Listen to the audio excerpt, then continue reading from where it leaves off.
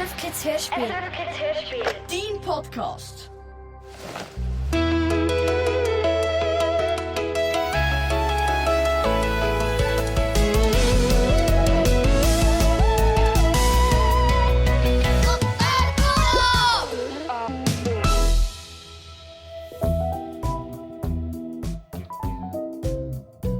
Weil die Mami und der Papi zum Großpapi ins Spital gefahren sind, ist der Bruno jetzt bei der Tante Ingela daheim.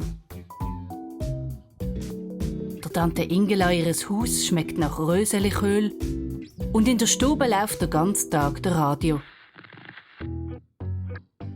Zum Mittag gibt's Fisch. Hast du gern Fisch, Bruno? Fragt Tante Ingela, Marzipan wäre mir also lieber. sagt der Bruno. Später am Abend holt der Papi den Bruno ab. Er erzählt ihm, dass der Großpapi gestorben ist. Okay. Sagt der Bruno und legt die Jacke an. Er geht raus und hockt ins Auto. Nach einer Weile kommt der Papi auch raus und hockt ins Auto. Geht's dir gut, Bruno? Fragt der Papi. Ja, mir geht's gut. Dann fahren sie heim.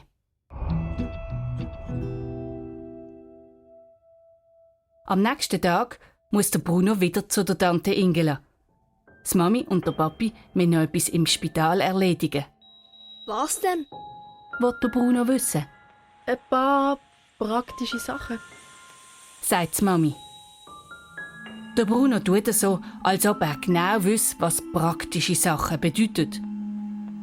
Wo sie vor einem halben Jahr hier angezügelt sind, hat die Mami gesagt, es sei viel praktischer in der Stadt zu wohnen als auf dem Land. Und der Bruno hat gemeint, das bedeutet, er könnte den Grosspapi jetzt häufiger sehen. Jetzt merkt er, dass das gar nicht stimmt. Tante Ingela steht schon an der Tür, wo der Bruno die Stege darauf kommt. Er läuft an ihr vorbei und zieht seine Schuhe ab. Sali, Bruno. Schön, dass du mich heute wieder besuchst. Ja, ich glaube, das ist praktisch. Der Bruno hockt aufs Sofa und Tante Ingela geht in die Küche und fängt an rumlärmen. Der Bruno geht schauen, was sie macht. Tante Ingela steht mit ihrem Mixer in der Hand am Küchentisch. Jetzt stellt sie den Mixer ab und fängt an, mit Teller und Gläser rumzuklappern. Heute gibt es Fleischbällchen zum Mittag, Bruno. Holst du bitte noch eine Flasche Sirup aus dem Keller rauf? Okay. Im Keller müffelt es nach Turnsack mit altem Turnzeug drin. Der Bruno macht das Licht an und geht die Stege herab. Von zoberst oben im Gestell zieht er eine Flasche Sirup ab. Weisse Staubwolken wirbeln umeinander. Der Bruno muss husten. Er dreht sich um und sieht unter der Stege 2 grosse Farbkübel stehen. Es ist braune Farbe. Später beim Mittagessen fragt der Bruno: Du, Tante Ingela, kann ich die 2 Farbkübel haben, die unter der Kellerstege stehen? Was willst denn du mit dieser Farbe? Malen? Wasserfarben sind doch viel besser zum Malen. Ich wollte aber eine Hütte streichen, wo ich mit meinem Freund Matze am Bauen bin. Ja so, das geht natürlich nicht so gut mit Wasserfarben. Nein. Also gut, Bruno, du darfst die Farbe haben, wenn es der Papi erlaubt. Der Bruno steht am Fenster und sieht, wie das Auto von seinen Eltern aufs Haus zufährt. Rasch geht er runter in den Keller und schleppt die beiden Farbkübel zu der Kellertüre an der Rückseite vom Haus. Dort hat der Papi unterdessen das Auto parkiert. Der Bruno bringt einen von den beiden Kübel zum Auto, stellt ihn in den Kofferraum und holt rasch den zweiten. Er macht den Deckel vom Kofferraum so leislich wie möglich zu. Als er aus dem Keller raufkommt, sind der Papi und Tante Ingela in der Stube am Schwätzen. Da bist du ja, Bruno. Geht's dir gut? Mir geht's gut. Der Papi streckt dem Bruno eine Uhr hin, die an einer Kette hängt. Schau, Wir sind im Grosspapis im Haus und haben ein bisschen geräumt. Und wir haben gedacht, die hättest du vielleicht gern. Der Bruno nimmt dem Grosspapi seine Uhr in die Hand. Aber sie läuft ja gar nicht mehr. Du musst sie halt aufziehen. Der Bruno dreht am Knopf oben an der Uhr, aber es passiert nichts. Die Zeiger stehen still. Komisch.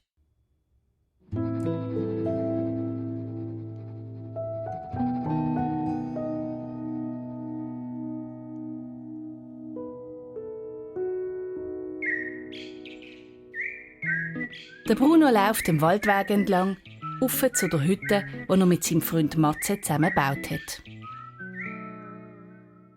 Oh je. Am Waldrand liegen 3 Velos am Boden und bei der Hütte stehen 3 grosse Buben. Der Anton, der Ruben und der Sohn vom Pfarrer. Die 3 stecken immer zusammen und sie können ziemlich fies sein. Der Bruno hat ein bisschen Angst vor ihnen. Jetzt fangen sie an, auf den Brettern von der Hütte herumzutrampeln. Der Bruno nimmt seinen ganzen Mut zusammen. Hey!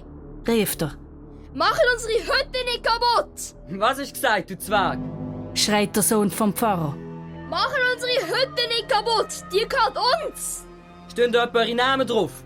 Nein! Aber sie gehört trotzdem uns! Aber jetzt ist es unsere Hütte. Und dummerweise brauchen wir die Bretter. Der Bruno schaut die Velos an, die vor ihm auf dem Boden liegen. Stehen da etwa eure Namen drauf? Rief er und merkt, wie seine Hände anfangen zu zittern. Aber er macht trotzdem weiter. Ich brauche darum gerade ein Velo. Und wenn eure Namen nicht draufstehen, dann nehme ich mir jetzt einfach eins. Der Bruno fängt an, einem Velo umzureissen. Hey Alter, was ist los? Schreit der Sohn vom Pfarrer. Willst du ein paar in die Fresse? Der Bruno lässt das Velo fallen und rennt davon. Das Waldwägli ab, durch ein Gestrüpp, in den Garten hinein. Dort wohnt Laura aus seiner Klasse. Hinter sich hört er die 3 Buben, die ihn verfolgen. Der Bruno rennt zum Haus und läutet. Der Anton ist der Schnellste. Er hat den Bruno schon eingeholt. Gerade als er ihn am Arm packt, geht die Türen auf und der Laura, ihre Mutter, steht vorne. Der Anton lässt den Bruno sofort los und macht ein paar Schritte zurück. Sali, Bruno? Sagt der Laura, ihre Mutter. Willst du zu der Laura? Der Bruno schläft schnell ins Haus und macht die Türen hinter sich zu. Durchs Fenster sieht er die 3 Buben draussen auf der Strasse. Laura? Du hast Besuch! Rief der Laura ihre Mutter und geht in die Stube. Gleich darauf kommt Laura die Stege herab. Sie schaut den Bruno nicht gerade begeistert an. Warum bist du da? Der Sohn vom Pfarrer hat mich verfolgt. Erklärt der Bruno, Oh je, der Idiot. sagt die Laura. Draussen hört man immer noch die 3 Buben. Sie haben unterdessen ihre Velos geholt und fahren vor dem Haus auf und ab. Oh Mann, ich weiß nicht, ob ich da je wieder rauskomme. Sicher, komm, wir gehen in mein Zimmer. Irgendwann wird's dann schon langweilig.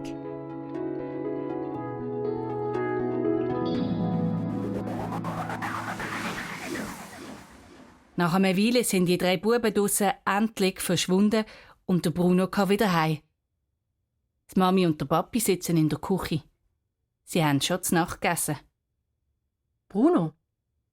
Wo bist du gsi? Will die Mami wissen? Bei Matze? Ich habe bei Matze daheim angerufen und du bist nicht dort gsi. Ich habe mich vor 3 grossen Buben verstecken. Die verstecken? Hast du sie geärgert? Bruno, ich will nicht, dass du mit anderen Kindern streitest. Wir sind neu da. Wir wohnen schon ein halbes Jahr da. Sagt der Papi. Es war nicht meine Schuld gewesen. Sie haben unsere Hütte kaputt gemacht. Die gehört mir und dem Matze. Okay, das ist nicht in Ordnung.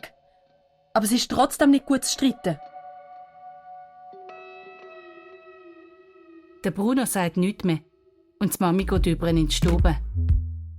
Der Papi bleibt sitzen. Geht's dir gut, Bruno? Ja, mir geht's gut. Am Oben kommt ein cooler Film im Fernsehen. Es geht um einen Superheld, der Ray X heisst und mit seinem Laserblick überall durchsieht. Sogar durch Hauswände und Autos. Bruno, du musst ins Bett. sagt die Mami, gerade wo der Film anfängt. Oh nein, darf ich nur noch den Film schauen? Doch, du darfst. Sagt der Papi. Und der Bruno bleibt hocken. Mitten im Film kommt der Bruno auf. Er hat draussen etwas gehört. Er geht zum Fenster und schaut raus. Im Garten ist es stockfinster. Aber der Bruno sieht trotzdem 3 Schatten herumschleichen. Die Mami kommt auch ans Fenster. Nein! Schreit sie. Lasst unsere Äpfel in Ruhe! Kommt sofort wieder runter! Der Papi kommt auch auf und springt zur Balkontüre. Er schlieft in seine Holzschuhe und rennt raus in den Garten. Die 3 Schatten verschwinden blitzschnell über den Gartenhag. Der Bruno rennt zur Haustür und reißt sie auf. Auf der Strasse ist es ganz still. Auf einmal flitzen 3 Schatten in einem Höllentempo am Bruno vorbei. Er erkennt sofort den grossen Lenker vom Rubens im Velo. Der Papi kommt wieder rein und schimpft. Raudis! Schade, habe ich sie nicht verwünscht. Dann fängt der Film wieder an und der Bruno darf noch ein bisschen weiter schauen.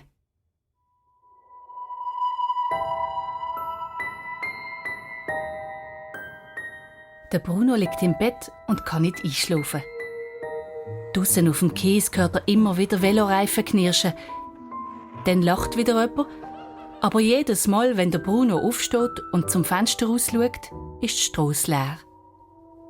Der Bruno nimmt dem Grosspapi seine Uhr führen. Die Zeiger stehen immer noch still. Er legt sie wieder unter das Kopfkissen. Oh Mann, er kann einfach nicht einschlafen. Irgendwann hört er Mami und der Papi ins Bett gehen. Vorsichtig macht er das Licht an und schleicht zum Kasten. Dort stehen die beiden Farbkübel, die er von der Tante Ingela bekommen hat. Er macht den Kübel auf und tunkt den Bleistift rein. Die Farbe ist dick und zäh. Sie lässt sich kaum umrühren. Der Bruno fängt an, Buchstaben in die Farbe zu schreiben. Er schreibt seinen Namen. B R U N O Bruno. Die Farboberfläche wird wieder glatt.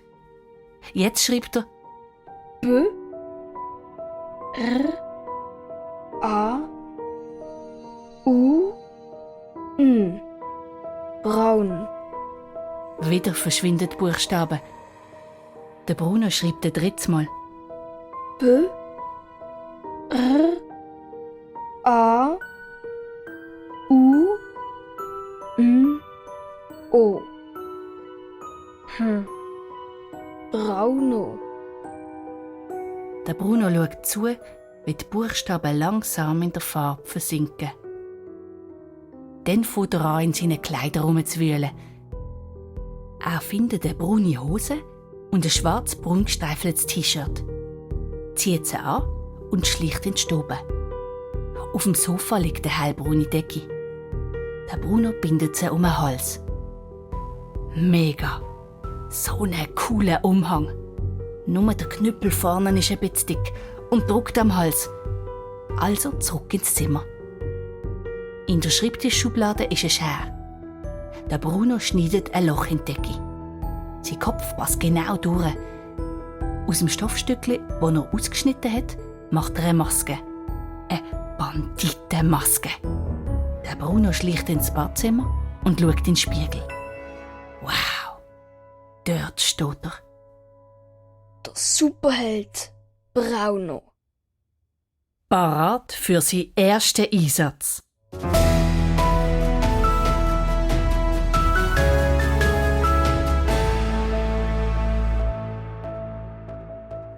Der Bruno schleicht zurück ins Zimmer und nimmt dem Grosspapi seine Uhr unter dem Kopfkissen führen. Und da sieht er's. Hä? Die Zeiger bewegen sich? Der Bruno hebt die Uhr ans Ohr und hört sie ticken. Wahnsinn! Mit der Uhr im Hosensack und dem Farbkübel in der Hand schleicht der Bruno auf die Zehenspitze aus dem Haus. Die Luft draussen ist eiskalt und es windet ziemlich fest. Im Brauno sein Umhang flattert im Wind. Er schleicht über in die Garage und holt den Pinsel. Jetzt kann's losgehen. Er weiss genau, wo der Ruben wohnt. Dort, wo die grosse Strasse rank macht. Ganz in der Nähe vom Matze. Im Ruben sein Velo steht auf dem Rasen neben dem Haus. Der Brauno schleicht führen, nimmt vorsichtig den Deckel vom Kübel und tunkt den Pinsel in die Farbe. Langsam fängt an, das Velo vom Ruben braun anzumalen. Braun und schön. Der Ruben freut sich sicher, wenn er sieht, was für ein schönes, braunes Velo er hat. Jetzt ist der Brauno fertig. Er streicht den Pinsel im Gras ab und macht sich auf den Heimweg. Er läuft dem Waldrand entlang. Unter den Bäumen ist es total dunkel. Aber der Brauno hat keine Angst. Superhelden haben keine Angst im Dunkeln. Jetzt ist es nicht mehr weit. Gleich ist er daheim. Er kommt zu einem grossen Stein am Strassenrand. Auf dem Stein hockt jemand. Es ist ein alter Mann, Sali Bruno, sagt der alte Mann. ich sehe, du bist in einer wichtigen Mission unterwegs. Der Brauno geht näher an. Großpapi, bist du's? Natürlich bin ich's. Wer denn sonst? Ich hock da und genieße die herrliche Sommernacht. Aber bist du denn nicht tot? Doch, klar. Aber wie kannst du denn da hocken? Ja, schau dich doch selber an. Liegst du nicht im Bett und schlafst? Ja, schon. Aber, der Bruno schläft. Ich bin der Brauno. Ja, so. Also, dann bin ich also nicht der Großpapi, sondern der Großvater von Bruno. Genau. Und was hast du mit der Farbe vor, Bruno? Also, ich wollte etwas anmalen. Also, ja. Du kommst ganz nach deinem Großvater. Aber du, jetzt abmachst, du musst heim ins Bett, damit niemand merkt, dass du mitten in der Nacht abgehauen bist. Okay, aber sehe ich dich noch einmal? Natürlich. Ich hock ziemlich häufig hier auf dem Stein. Von da aus habe ich euer Haus gut im Blick und gleichzeitig sehe ich Haben aufs Wasser. Wenn ich das so anschaue, dann kommt mir in den Sinn, wenn ich früher dort bin fischen. Einmal habe ich einen riesigen Hecht rausgeholt. Der war fast so gross wie mein Boot. Habe ich dir das schon mal erzählt? Nein, noch nie. Erzähl. Der Großpapi schaut den Brauno lang an. Nein. Also, das erzähle ich dir lieber ein anderes Mal. Du, jetzt musst du pressieren, bald wird's hell. Okay, aber morgen oben sehen wir uns wieder, oder? Abgemacht. Und jetzt hopp ins Bett. Schlaf gut. Daheim zieht der Brauno seinen Umhang und seine Masken ab und wird wieder zum Bruno.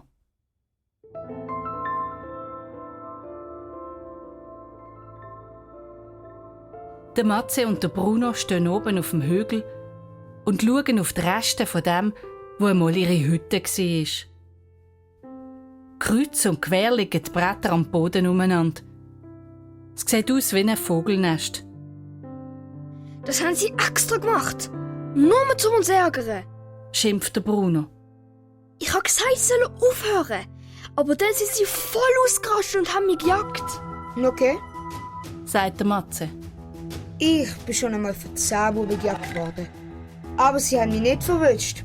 Und dann habe ich das Militär gerufen. Dann sind Soldaten, Jagdbomber und Panzer gekommen. Und haben die Buben verhaftet. Was sind denn das für Buben gewesen? Es ist schon lange her. Die wohnen alle nicht mehr da. Aber Soldaten können doch niemand verhaften. Sicher schon. Hast du noch nie von der Militärpolizei gehört? Frag mich Vater. Es ist echt wahr. Ich habe sogar in einem der Panzer mitfahren. Daheim habe ich noch ein Foto davon. Der Bruno sagt nichts mehr. Er lüpft ein paar Bretter vom Boden auf und legt sie unter einen Baum. Er schaut seine Hand an und sieht den braunen Fleck. Sie haben auf jeden Fall ihre Strophe bekommen. Wer? Der Ruben Der Anton und der Sohn vom Pfarrer. Sie sind bestraft worden. Hast du das Militär gerufen? Nein, mir hat ein Superheld geholfen. Ein Superheld? Krass. Ist Ray X auftaucht und hat sie abgeschlagen? Nicht der Ray X. Ein neuer Superheld. Von dem hast du sicher noch nie gehört. Und wie heisst er denn? Brauno. Er heisst Brauno. Brauno? Krass. Und was macht er so, der Brauno? Er malt Sachen brun an. Wirklich? Brun? Nein, vergiss es. Es war nur ein Witz.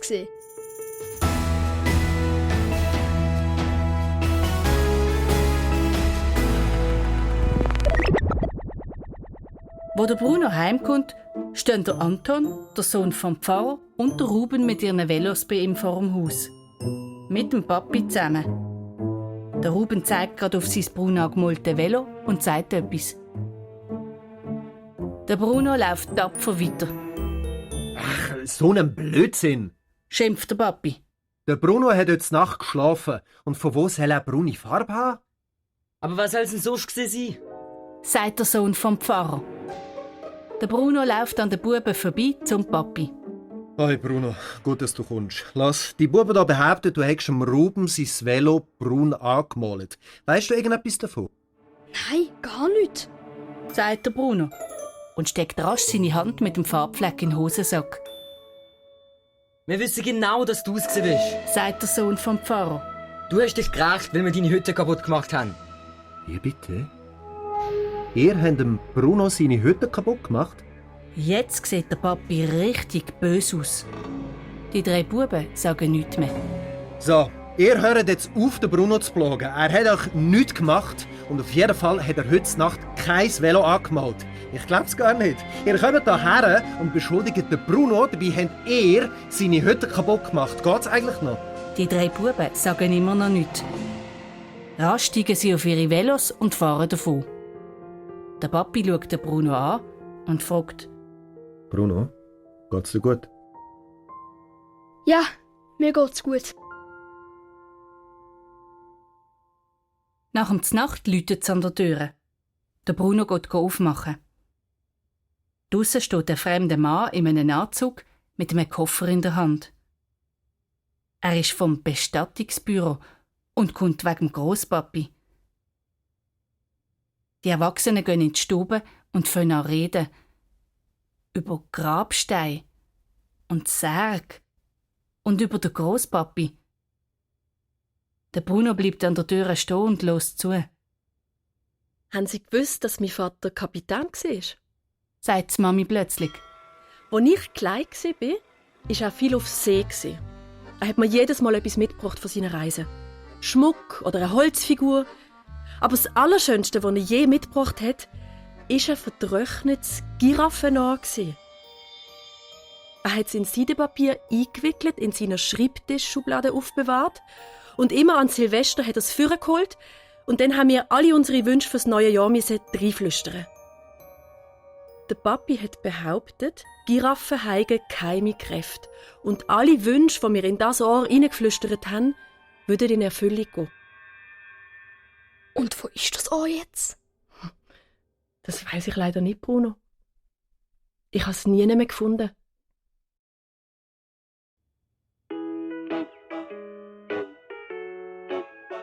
Der Bruno hockt mit der Mami und dem Papi zusammen in der Küche und isst zum Morgen. Auf einmal hört man draussen wieder die Veloreifen auf dem Käse knirschen. Die Mami steht auf und geht zum Fenster. Oh nein, da sind schon wieder die Buben! Dann läutet's und der Papi geht aufmachen. Vor der Tür steht der Sohn vom Pfarrer. Da! Der Bruno hat wieder zugeschlagen. Schauen Sie mal im Anton sein Velo an. Der Bruno geht zum Papi an die Tür. Hä?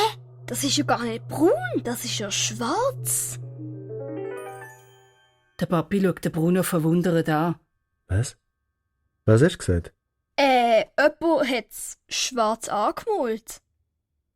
Der Papi schüttelt den Kopf. Dann schaut er den Sohn vom Pfarrer ganz streng an.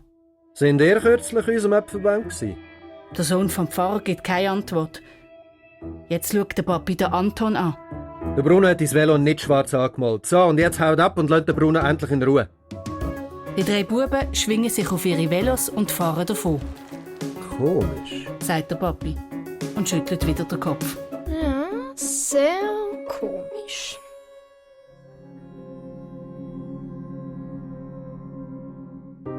Der Matze steht mit dem Hammer in der Hand oben auf dem Hügel. Easy, Bruno. Wir bauen unsere Hütte wieder auf. Und diesmal wird sie noch 100-mal besser. Wo mein Vater klein war, hat er eine mega hohe Hütte gebaut. Höher als der Kirchenturm. Das geht doch gar nicht, Matze. Sicher schon. Frag meinen Vater. Der Matze fährt an hämmern und der Bruno sammelt Bretter ein, die rumliegen. Du hättest schon mal im Anton sein Velo gesehen. Jemand hat heute Nacht schwarz angemalt. Und dann sind die 3 Deppen mit dem Morgen zu uns gekommen und haben behauptet, ich sei es gesehen. Der Matze hört auf hämmern. Echt jetzt? Ja! Sag mal, Matze, weißt du irgendetwas davon? Nein, keine Ahnung. Ich weiss nur, dass sie gestern zu bei uns sind und meiner Mutter wollte keinen Platz machen, wo sie mit dem Auto heimgekommen ist. Meine Mutter hat zwar geschumpfen, aber die Vollidioten haben sie nur ausgelacht. Und später am Oben sind dann ein paar Frauenfürze in unserem Briefkasten explodiert. Ich bin so hässlich geworden, dass ich Dass du was? dass ich mal Hilfe geholt habe. Ich habe einen Superheld gerufen. Ein Superheld? Ja, Mann. Aber ich glaube, du kennst ihn nicht. Er ist Schwarzke. Cool! Schwarzke! Und du hast nicht an meinen Superheld geglaubt? Jo, das war dann, bevor ich das braune Velo gesehen habe. Voll cool. Bruno und Schwarzke. Die beiden Wächter vor der Hütte. Yeah!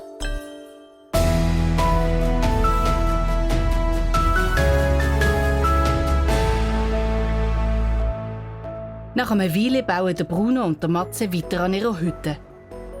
Auf einmal stehen die 3 Buben wieder unten am Hügel. Einer mit einem braun angemalten und einer mit einem schwarz angemalten Velo. Und der Sohn vom Pfarrer kommt schreiend den Hügel darauf. Wir wissen genau, dass ihr das gesehen sind.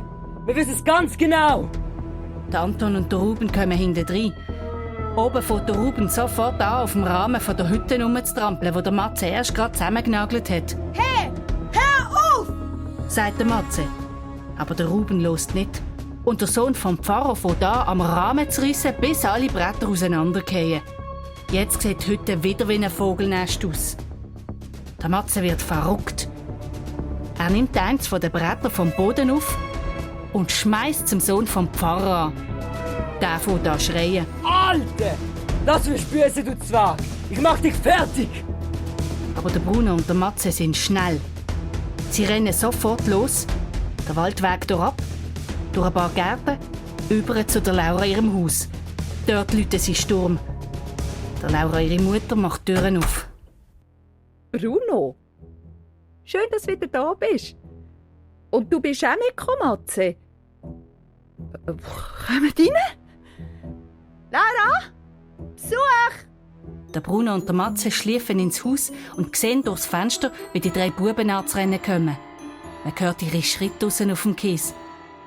Gleichzeitig kommt Laura die Stege herab. Sind die 3 Idioten wieder hinter euch her? Sagt Laura. Dann läutet es an der Tür. Nicht sagen, dass wir da sind. Der Bruno und der Matze verstecken sich im Gang und Laura macht die Türen auf.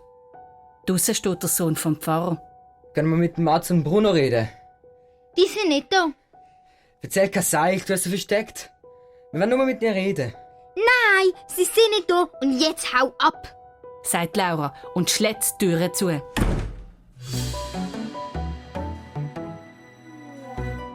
Der Bruno, der Matze und Laura hocken bei der Laura im Zimmer und warten darauf, dass der Anton, der Ruben und der Sohn vom Pfarrer unten auf der Strasse verschwinden. Sagt mal, wieso ärgern euch die 3 eigentlich ständig? Keine Ahnung, die sind schon immer so gesehen. Gell, Matze? Jo, Mann. Sie behaupten, wir hätten ihre Velos angemalt. Eins braun und eins schwarz. Ihre Velos angemalt? Wieso? Das weiß ich auch nicht. Ich auch nicht. Komisch. Ich glaube, das mit den Velos haben irgendwelche Superhelden. Superhelden? Ja, also so Molerhelden.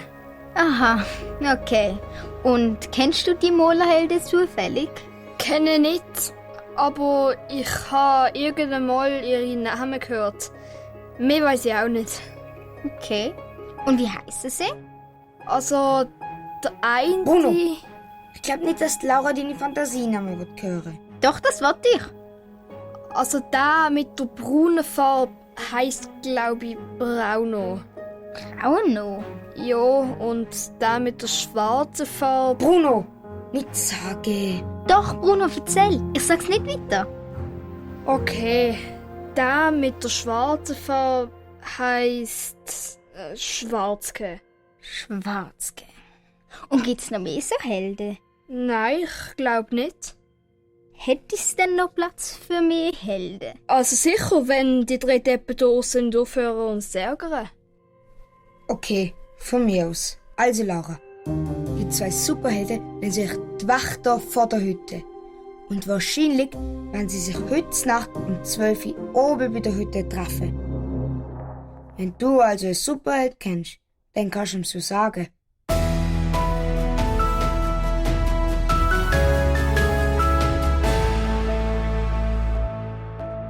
Am Oben läutet das Telefon beim Bruno daheim. Man hört dem Papi seiner Stimme an, dass es um etwas Unangenehmes geht. Der Bruno verzieht sich rasch in sein Zimmer. Ein paar Minuten später klopft der Papi an die Tür. Bruno? Kann ich kurz mit dir reden? Ja, was ist? Der Papi kommt rein. Geht's dir gut, Bruno? Ja, mir geht's gut. Wieso? Der Pfarrer hat gerade angerufen. Okay. Die 3 Buben haben euch geärgert, stimmt's? Die Mutter von der Laura war beim Pfarrer und hat mit ihm geredet. Echt? Cool. Aber der Pfarrer und ich sind uns einig, dass das mit diesen angemalten Velo sehr komisch ist. Weißt du irgendetwas davon, Bruno? Nein. Das ist wirklich sehr komisch. Sehr, sehr komisch, Bruno. Der Pfarrer hat gesagt, die Eltern von Anton und von Ruben überlegen sich, die Polizei einzuschalten. Polizei? Es ist noch nicht sicher, hat der Pfarrer gesagt. Nur vielleicht. Okay.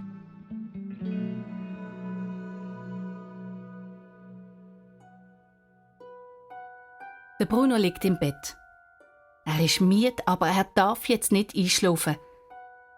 Er steht auf und geht ans Fenster. Draussen ist es still und dunkel. Es ist die Stunde der Superhelden. Der Bruno holt seinen braunen Umhang und seine braune Maske aus dem Kasten. Und da ist er wieder. Der Superheld Brauno. Er nimmt den Farbkübel in die Hand und verschwindet in der dunklen Nacht. Er überquert die Strasse, geht am grossen Stein vorbei und nimmt den Waldweg den Hügel drauf. Gleich ist er am höchsten Punkt angelangt, dort, wo die Reste von ihrer Hütte umeinander liegen.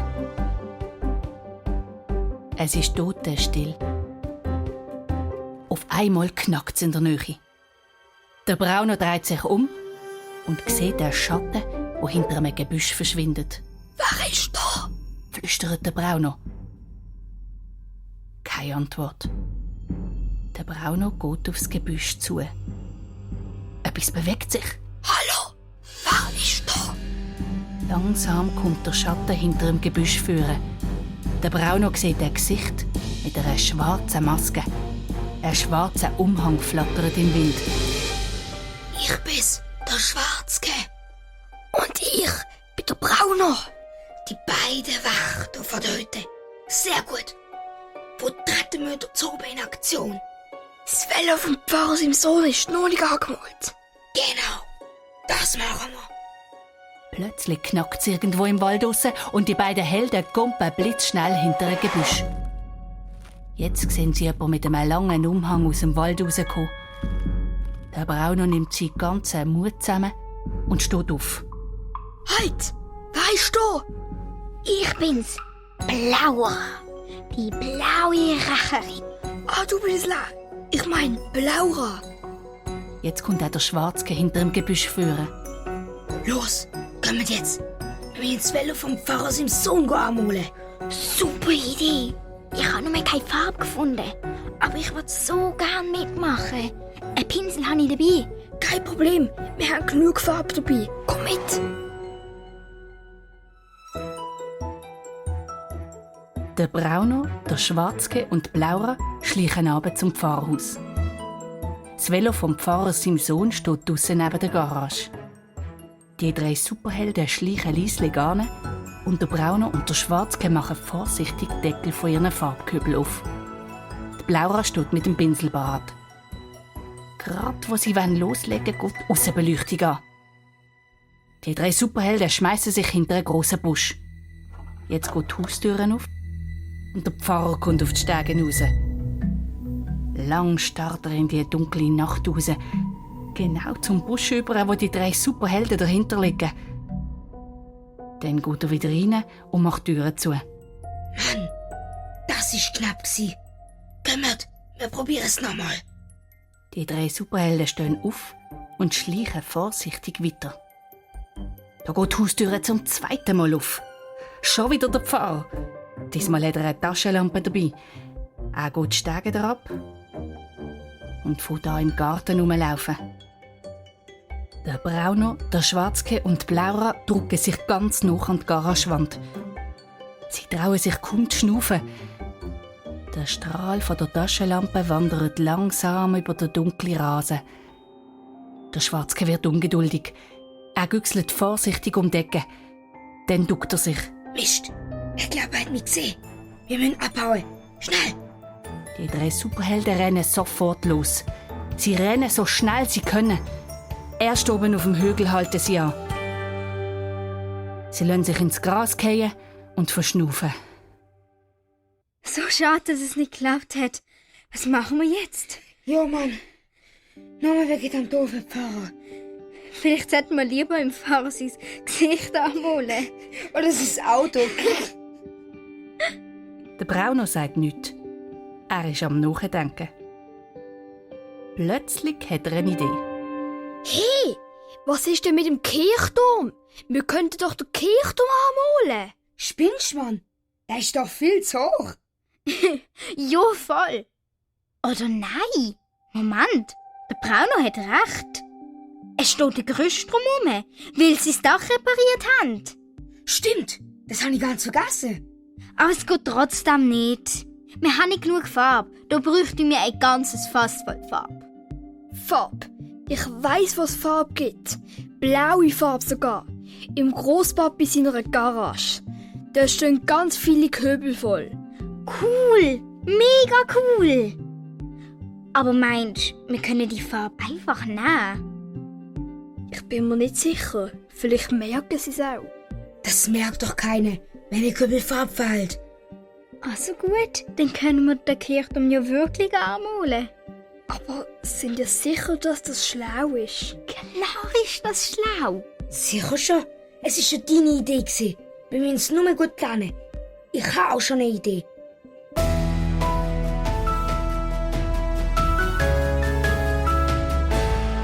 Wo die 3 Superhelden fertig sind mit ihrem Plan, machen sie sich auf den Heimweg.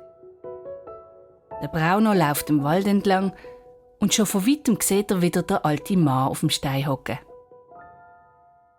So, Brauno. Bist wieder unterwegs? Ja, Grosspapi. Aber diesmal ist es ein bisschen blöd gelaufen. Ja, so? Ja, steckst du in Schwierigkeiten? Ich glaube schon. Du kommst eben ganz nach mir. Immer voll drauf los. Ja, sonst springt man's ja zu nichts. Meinst du, Grosspapi, dürfte ich einen von den Farbkübeln haben, die in deiner Garage stehen? Die mit der blauen Farbe? ja, die kannst du alle haben. Wow, danke vielmals. Aber pass auf, dass es niemand merkt. Draussen an der Garagewand hinter der Biege mit der Holzschittle hängt der Schlüssel. Von dem weiss niemand etwas. Grosspapi, du bist mega. Du hast übrigens einen Grabstein bekommen. Ein Grabstein? Jetzt schon? Ich bin doch noch gar nicht beerdigt. Ja, und überhaupt, siehst du den Hügel dort hinten? Das ist mein Grabstein. Alle anderen sind viel zu klein für mich. Magst du dich noch erinnern, wie stark ich war? Schau mal meine Armmuskeln an. Eigentlich schade, jemanden zu vergraben, der so tolle Muskeln hat. Großpapi, wie ist es eigentlich, wenn man tot ist? Ja, ich glaube, es ist wie vieles andere auch. Weisst, ich habe in meinem Leben so viele komische Sachen erlebt. Am liebsten wollte ich mir jetzt einfach erholen. Ein bisschen rumspazieren und aufpassen, dass die Sonne am Morgen aufgeht und die Bäume im Herbst gelbe Blätter bekommen und dass es ab und zu regnet. Der Grosspapi zieht ein Päckchen aus seinem Hosensack und wickelt es vorsichtig auf. Ein verschrumpeltes Giraffenohr kommt führen. Du weisst ja, dass die Giraffen besondere Kräfte haben, oder? Seh, nimm. Es ist für dich. Wenn du in Schwierigkeiten bist, kannst du es mit dem Ohr wieder in Ordnung bringen. Du musst einfach das reinflüstern, was du dir wünschst, und dann wirst du sehen, alles wird gut. Der Brauner nimmt das Giraffenohr vorsichtig in die Hand. Aber jetzt musst du schauen, dass du ins Bett kommst. Sonst merken sie noch, dass du dich rausgeschlichen hast.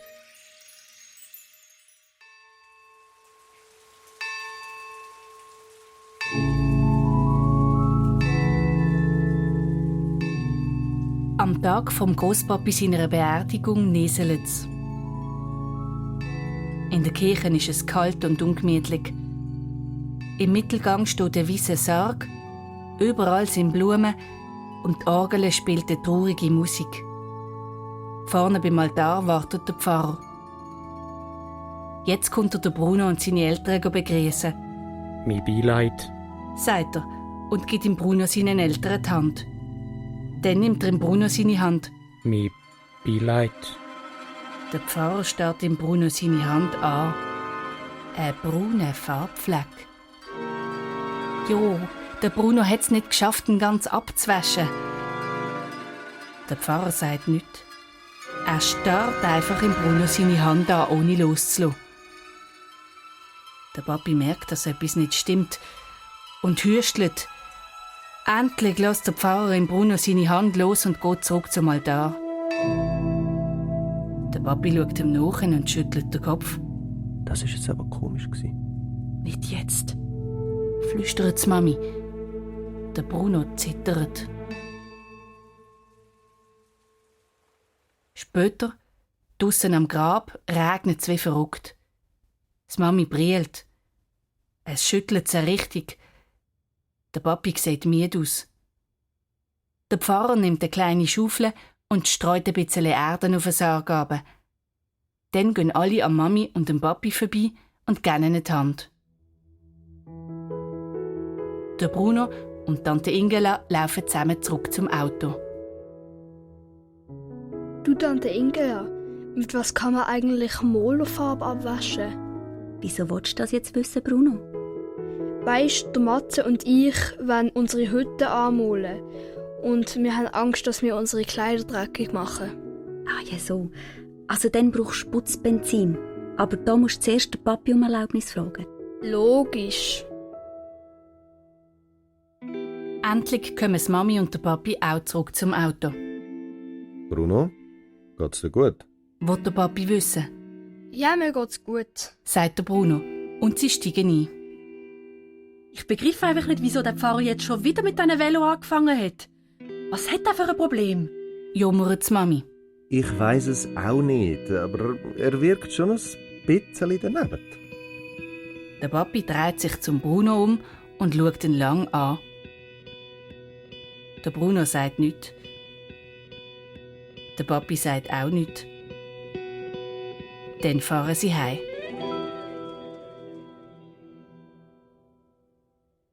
In der Garage steht eine Flasche Putzbenzin. Der Bruno leert ein bisschen auf ein Tierchen und reibt sich damit den Farbfleck von der Hand. Dann geht er zu den anderen ins Haus hinein. Später hockt der Papi zum Bruno aufs Sofa. Du Bruno, der Pfarrer hat mich gebeten, dich zu fragen, ob du weisst, wer die Velo von diesen beiden Buben angemalt hat. Ich weiss, das hast du mir schon mal erzählt.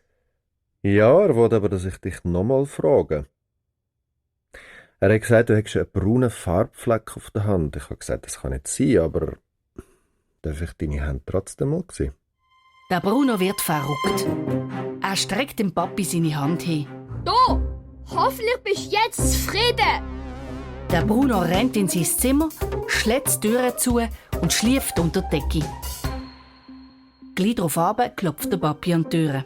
Lass mich in Ruhe, ich bin schon im Bett! Schreit der Bruno und macht die Augen zu. Als er wieder verwacht, ist es dunkel im Zimmer. Im Grosspapi seine Uhr tickt leislich und die Zeiger bewegen sich langsam vorwärts. Schritt für Schritt. Der Bruno steht auf und geht zum Fenster. Draussen ist es ganz still. Auf die Zehenspitze schleicht der Bruno zum Kasten und zieht seinen Superheldenanzug an. Da steht er wieder. Der Superheld Bruno. Vorsichtig macht er die Türen auf. Im ganzen Haus ist es mucksmüsli still. Die Mami und der Papi schlafen. Der Bruno schleicht raus in die dunkle Nacht. Alles ist nass vom Regen. Der Bruno schleicht über zum Grosspapis im Haus. Die Blaura und der Schwarzke warten schon offen. Sie finden den Garageschlüssel hinter einem Biegele mit der Holzscheitle, genau wie es der Grosspapi gesagt hat. Wo der Bruno die Garagentüre aufschliessen will, merkt er, dass sie gar nicht abgeschlossen ist. Hä? Komisch. Das sollte doch abgeschlossen sein. Egal, kommt rein. Wir können die Farbe ruhig nehmen, hat mein Grosspapi gesagt.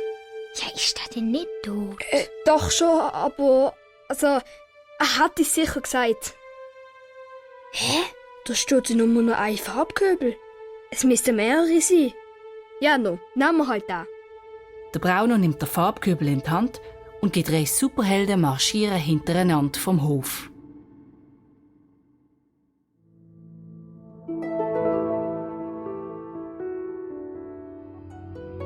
Oben auf dem Hügel hocken die 3 Superhelden auf den Brettern von der Hütte ab, wo immer noch kreuz und quer umeinander liegen, und schauen über die dunkle Stadt.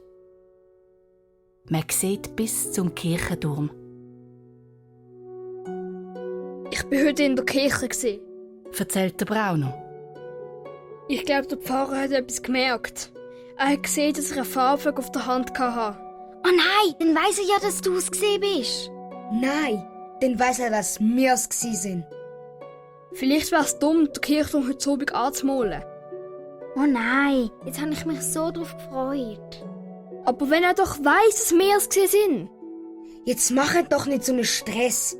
Jetzt gehen wir mal runter zur Kirche und dann schauen wir weiter. Kommt. Die Kirche sieht aus wie ein riesiger, dunkler Berg. Der Wind weht, das Gerüst giert und auf dem Friedhof neben der Kirche ist es stockfinster. Sag mal, meine ihr, die Tote werden jetzt Nacht lebendig? Sicher nicht. Der Tote, ihre Muskeln funktionieren doch überhaupt nicht. Hey, haben Sie das gehört? Nein, was? Vielleicht ist es eine Tote gewesen. Sicher nicht. Ich habe doch gesagt, der Tote, ihre Muskeln... Jetzt habe ich es auch gehört. Es kommt vom Gerüst. Die 3 Superhelden sind mucksmüsli still und hören. Ja, es lacht jemand. Vielleicht sind es die Handwerker, die das Dach reparieren. Spinnst? Die schaffen doch nicht mitten in der Nacht. Hey, schau mal! Das sind doch die Velos vom Anton, dem Ruben und dem Sohn vom Pfarrer. Was machen denn die da? Keine Ahnung. Jetzt hören sie den Sohn vom Pfarrer. Er ruft etwas und der Ruben und der Anton lachen. Mann, die sind oben auf dem Gerüst. Dann können wir jetzt gar nicht die Kirche anmalen. Mann, so ein Seich. Oh, so schade. Aber was sollen wir mit der ganzen Farbe machen? Und in dem Moment haben alle 3 Superhelden die gleiche Idee. Sie schnappen sich die Velos von den 3 grossen Buben und schieben sie ganz leislich den Hügel herab zu der Schule. Hinter einem Mürli vom Pausenhof halten sie an. Der Brauner macht den Deckel vom Farbkübel auf. Die 3 Freunde dunkeln ihre Pinsel gleichzeitig in die Farbe. Und dann werden alle 3 Velos mit einer dicken blauen Farbschicht eingeschmiert. Auch die Sättel und die Lenker kommen dran. Alles wird blau.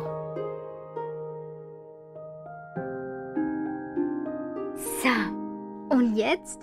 Sollen wir sie zurück zur Kirche bringen? Ich weiß nicht recht. Nein, wieso? Die können doch bis morgen am Morgen da stehen. Kommt, wir hauen ab.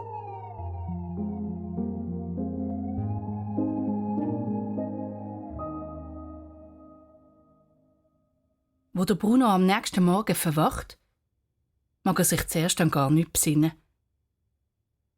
Aber dann kommt ihm alles wieder in den Sinn. Die blaue Farbe, die 3 Velos bei der Kirche und wie sie den halbleeren Farbkübel im Gebüsch hinter der Schule versteckt haben. Der Bruno bekommt richtig fest Bauchweh. Er schaut seine Hände an. Nur noch unter den Nägeln ist ein bisschen blaue Farbe. Alles andere hat er mit dem Putzbenzin weggebracht. Der Bruno geht ins Badzimmer und nimmt den Nagelschere aus der Schublade. Der Daumennagel muss er richtig weit abschneiden. Dann reibt er seine Hände mit Seife ein. Als er abends in die Küche kommt, sitzt die Mami am Küchentisch und liest Zeitung. Bruno, guten Morgen. Oh je, du siehst denn müde aus. Hast nicht schlafen? Doch, ich habe geschlafen, wie ein Murmeltier. Dann ist ja gut. Weisst was? Ich habe etwas Komisches geträumt. Die Grossvater und ich sind fischen. So wie früher, als ich noch klein war. Wir haben beide eine Fischerrute aus Bambus und er hat auf einer chinesischen Flöte eine komische Melodie gespielt. Dann haben wir losrudern, aber unser Bötli ist gar nicht im Wasser gelegen, sondern mitten in einem blauen Farbfleck inne. Und dann hat der Grosspapi gesagt, jetzt ist der Bruno dran, sich etwas zu wünschen. Und ich habe überhaupt nicht verstanden, was er damit meint. Ein komischer Traum. Der Bruno weiss nicht, was er sagen soll. Bruno? Geht's dir gut? Bruno? Der Bruno steht auf. Nein, mir geht's nicht gut. Der Bruno rennt in sein Zimmer, holt das Giraffenohr vom Grosspapi führen und steckt es zusammen mit dem Grosspapi seiner Uhr in den Hosensack. Er zieht seine Jacke an und rennt aus dem Haus. Oben auf dem Hügel, dort, wo sie ihre Hütte gebaut haben, nimmt der Bruno das Giraffenohr und dem Grosspapi seine Uhr führen. Und dann flüstert er etwas ins Ohr hinein. Flüstert es nochmal und nochmal und nochmal. Immer wieder das Gleiche. Er flüstert und sieht, wie sich der Sekundenzeiger von der Uhr auf einmal anfängt zu bewegen. Aber nicht so wie sonst, sondern rückwärts. Wahnsinn.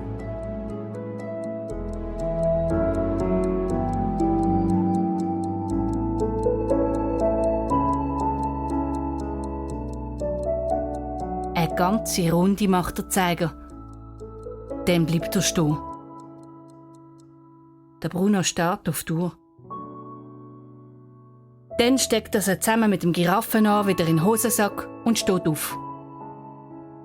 Es nützt nichts. Er muss wieder heim. Vor seinem Haus steht ein Polizeiauto. Im Bruno wird schlecht. Er muss sich richtig zwingen, weiterzulaufen. Vorsichtig macht er die Haustüren auf. Bruno, da bist du ja. Sagt der Papi. Wir haben Besuch von der Polizei. In der Stube sitzt die Polizistin mit der Mami zusammen auf dem Sofa. Hallo Bruno, wir sind wegen der Fahrt da. sagt die Polizistin. Und die Mami jammert. Jetzt haben wir ein Problem. Der Bruno fängt an zu zittern. Weisst Bruno, aus dem Grosspapi seiner Garage sind ziemlich viele Farbkübel gestohlen worden. Es ist so traurig. Kaum ist mein Vater unter der Erde, kommen schon die ersten Einbrecher. Die Polizistin versucht, die Mami zu beruhigen. Es war nur ein Streich. Ein dummer Bubenstreich. Und wir haben die 3 Buben ja schon überführt. Also verwünscht. Oder eigentlich haben sie sich ja selber überführt. Sie sind nämlich voll Farbe, wo wir sie heute Nacht verwünscht haben.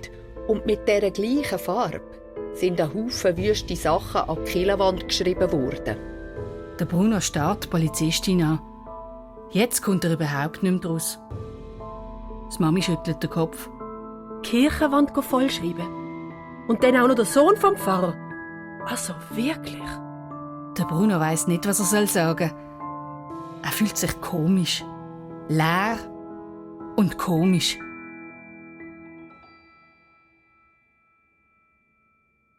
Am Nachmittag geht der Bruno zu der Laura. Der Laura, ihre Mutter, macht auf und schickt ihn direkt ins Zimmer von der Laura auf. Dort hockt schon der Matze auf dem Bett. Matze, du bist auch da? Klar, die Laura hat mir gerade von ihrer Großmutter erzählt. Die war krass. Die Polizei war gerade bei uns. Polizei? Sie haben 3 Buben verwünscht, die blaue Farbe aus der Garage von meinem Großvater gestohlen haben. Sie haben wüste Sachen an die Killenwand geschrieben. Aber die Polizei hat sie schon überführt. Sie sind nämlich voll mit blauer Farbe. Sogar ihre Velos sind blau. Checkt ihr, was das heisst? Jetzt können sie uns nicht mehr ärgern. Und wir können unsere Hütte wieder aufbauen. Wahnsinn!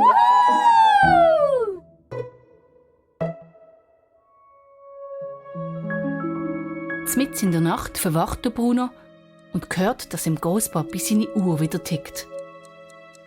Der Bruno steht auf und geht zum Fenster. Draussen ist es stockdunkel. Alles ist still. Der Bruno macht den Kasten auf und nimmt seinen Umhang und seine Maske vor. Er schaut sie eine Weile an und dann stopft er sie wieder zurück in den Kasten. Er zieht den Wollpulli und den Jeans an und schleicht aus dem Haus. Auf der anderen Strassenseite hockt der Großpapi auf seinem Stein. Der Bruno geht zu ihm an. Großpapi? Ja? Bist du jetzt begraben? Nein, Bruno. Ich bin im letzten Moment aus dem Sarg abgehauen. Ich hätte es nicht ausgehalten, so lange still zu liegen. Und wie kommst du mit deiner Hütte voran? Wir haben angefangen, sie wieder aufzubauen. Der Matze, ich und Laura. Ah, das freut mich. Ja, vielleicht streichen sie ja blau, wenn sie fertig ist. Ich weiss nicht, ob die blaue Farbe lenkt. Ja, dann nehmen wir halt noch braune und schwarze dazu. Eine blau-braun-schwarze Hütte. Oh ja, das machen wir. Es ist schön, dass du 2 gute Freunde gefunden hast. Und außerdem habe ich ja die. Ja, Bruno, aber ich muss bald weiter. Weisst, ich habe noch einen Haufen zu tun. Ich muss aufpassen, dass der Wind schön weht, damit sich das Laub im Herbst zu grossen Häufen sammelt, wo du durchschlurfen kannst. Und am Wasser muss ich die grossen Hechte aus dem Schilf locken, damit sie anbissen, wenn du fischen gehst. Darum kann ich nicht jeden oben hier hocken. Aber ich will nicht, dass du verschwindest, Grosspapi. Ja, das weiss ich, Bruno. Darum hast du ja auch meine alte Uhr. Jedes Mal, wenn sie tickt, ist es mein Herz, das schlägt. Und ich flüstere dir zu, dass alles gut wird. Ich will aber trotzdem nicht, dass du verschwindest. Ich weiss, Bruno. Ja, du bist ein schlauer Bub. Alles wird gut, glaub mir. Komm, jetzt wollen wir einmal eure Hütte anschauen. Ich habe dir doch sicher schon erzählt, wenn ich in Amerika geholfen habe, Wolkenkratzer zu bauen, oder? Ich habe garantiert ein paar gute Tipps, wie eure Hütte stabiler wird. Wolkenkratzer in Amerika. Stimmt das wirklich? Selbstverständlich stimmt das, Bruno. Der Großpapi nimmt dem Bruno seine Hand und dann laufen sie miteinander den dunklen Waldweg darauf zu den Brettern, wo schon gleich eine braun-schwarz-blaue Hütte zoberst oben auf dem Hügel werden sein.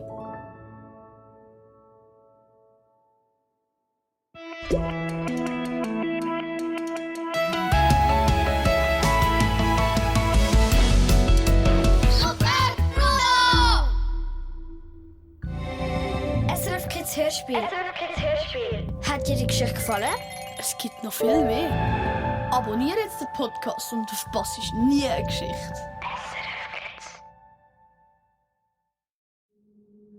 Das war ein Podcast von SRF. Produziert im Auftrag der SRG.